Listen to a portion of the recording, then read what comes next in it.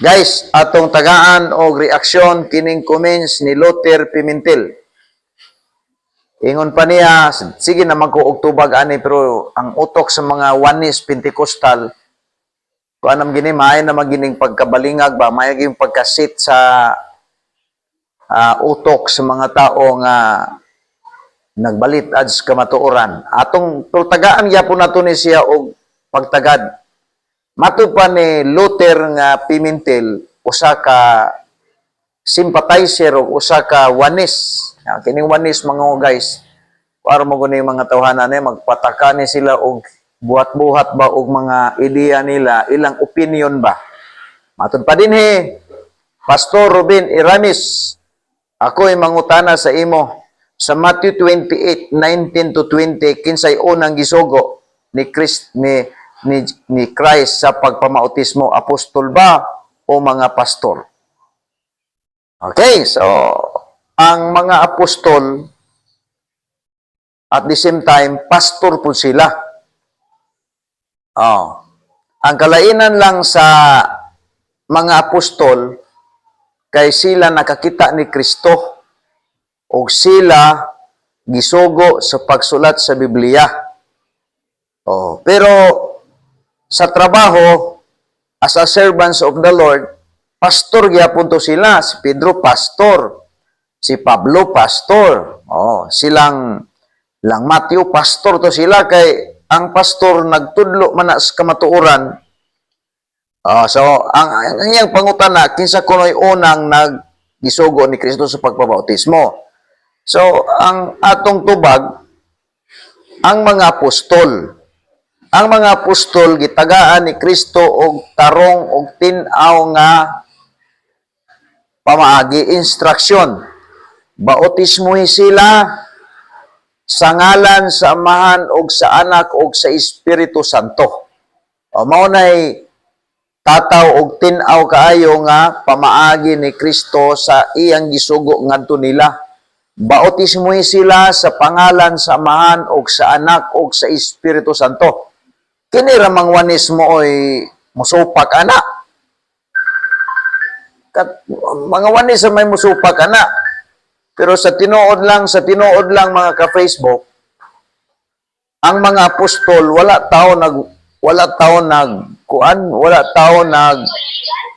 tao kining nagsupak-supak ana.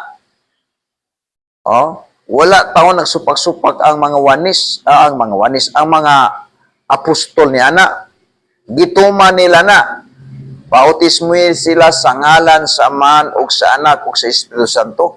Why apostol ana nga nagsupak-supak? Gituman na nila. Kini ramang Oneness mo ay nagtumo-tumo nga ang bautismo kuno sa mga apostoles wala kunoy ibisan o sa kabuk na nagbautismo Amahan, Anak, Espiritu Santo. Kaya ang bautismo kuno sa mga apostoles, bautismo kuno sa pangalan ni Jesus. Bida ni mga tawhana, wa gyud kasabot. Sa ato pa, ang ibutang nato pananglitan nga mga apostoles nagsupak sa gitulti ni Kristo. Kamuro may nagsupak, no? Ang mga Oneness ray nagsupak ana mga ka-Facebook. Pero ang mga apostoles gituman na nila. Nasayop lang ang mga Oneness kay pag-ingon ni Pedro nga ang matag usa kaninyo kinanglan magahinulsol og magpabautismo sa pangalan ni Jesus aron madawat ninyo ang gasa kapasayloan sa sala og ang gasa sa Espiritu Santo. Ang ilang hunahuna diha bautismo na sa tubig. Guys, dili taw na bautismo sa tubig ang buti pasabot ni Pedro diha. Unang reason kay kanang context kung imo nang hotdog basa wagi tubig diha. Ini mga tawhana kay wala may hermeneutics. Mubasa gani ka o kanang sitas, tanawa kung nagisgot ba na siya tubig diha. Sa magod aning John 3 verse 5, ang ilang interpretation ana kay bautismo sa tubig. Unya ang context ra ba diha, wala bay tubig iskutan. Ang tubig diha nga giskutan, tubig na dili suba, tubig na sa inahan nga nas sulod sa tiyan sa usa ka gimabdos. Physical man ang gisgutan diha, manitawag ni Obert gani ang context. So kining mga Pentecostal wanis mao ni ang pinaka kuyaw nga doktrina nga gibaliktad labaw pa sa Katolik ni. So di gini mao. Mao ni mga tawhana nga mo timpasaw ni sa kalayo sa impierno tungod sa pagpanudlo ni mga tawhana nga hingkawas na gyud sa kamatuoran. Now, ang akong tubag diri ang nagbautismo ang mga apostoles og sila wala nagsupak ni Kristo. Kung unsa gisulti ni Kristo gituman nila.